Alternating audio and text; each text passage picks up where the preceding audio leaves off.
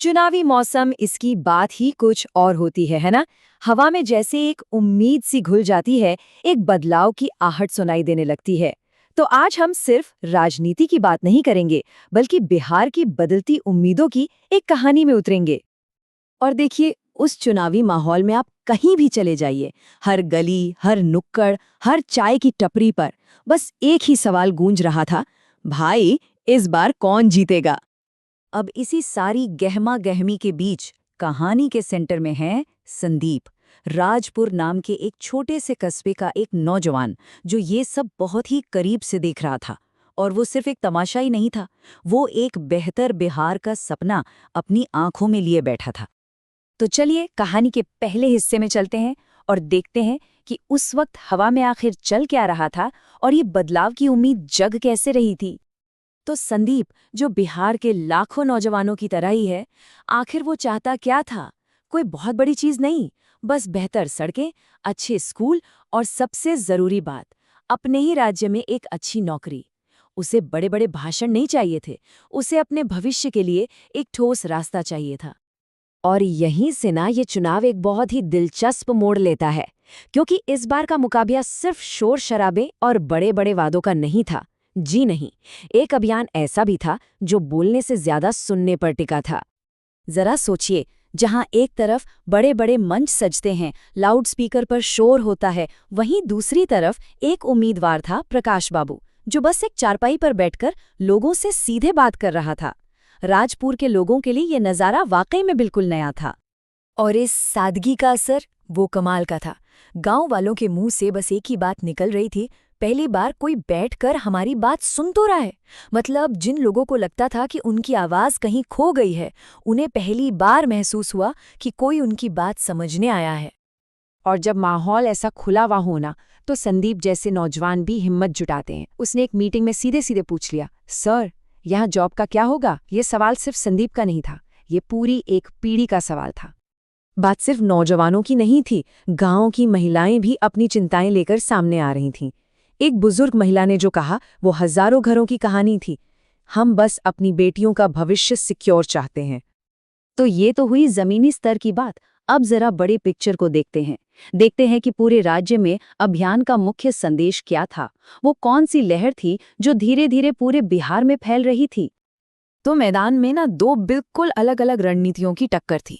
एक तरफ विपक्ष की जोरदार विशाल रैलियां थीं जो अपनी ताकत का प्रदर्शन कर रही थीं, और दूसरी तरफ था बीजेपी का अभियान, जो बहुत ही सधे हुए और एक जमीनी संदेश पर टिका था। अब सवाल ये था कि क्या भीड़ वोटों में बदलेगी या फिर घर घर तक पहुंचाया गया संदेश काम करेगा। तो बीजेपी का संदेश क्या था? बहुत सीधा, बहुत साफ।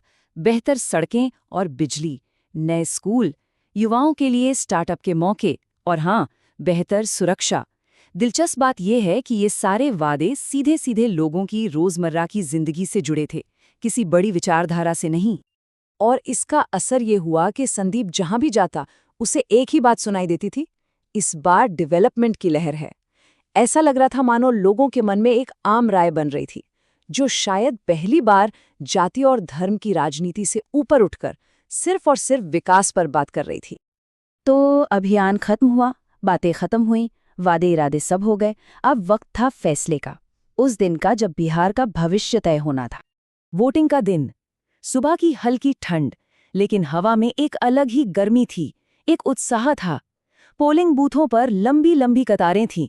किसान, रिक्शा चालक, छात्र, हर कोई एक उम्मीद के साथ आया था।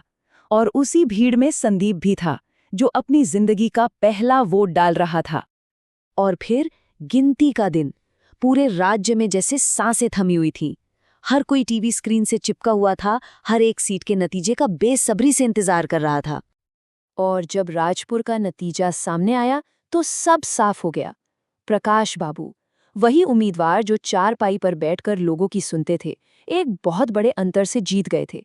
ये इस बात का सबूत था कि उनकी जमीनी रणनीति वाकई काम कर गई थी। इस जीत के बाद लोगों की जुबान पर बस एक ही लाइन थी, बिहार ने इस बार काम पर वोट दिया है।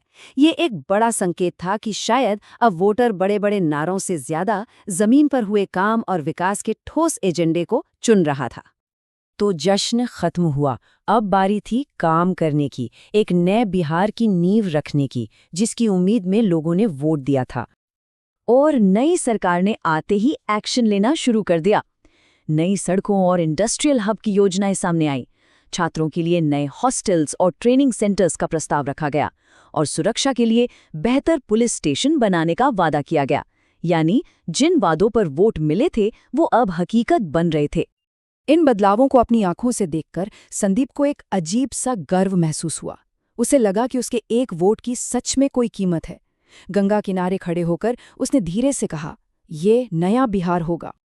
संदीप की ये कहानी हमें एक बहुत बड़े सवाल के सामने लाकर खड़ा कर देती है कि आखिर कैसे एक चुनाव सिर्फ सरकार नहीं बदलता, बल्कि किसी जगह की पूरी फिजा, वहां के लोगों की उम्मीदों और उनके आत्मविश्वास को बदल देता है।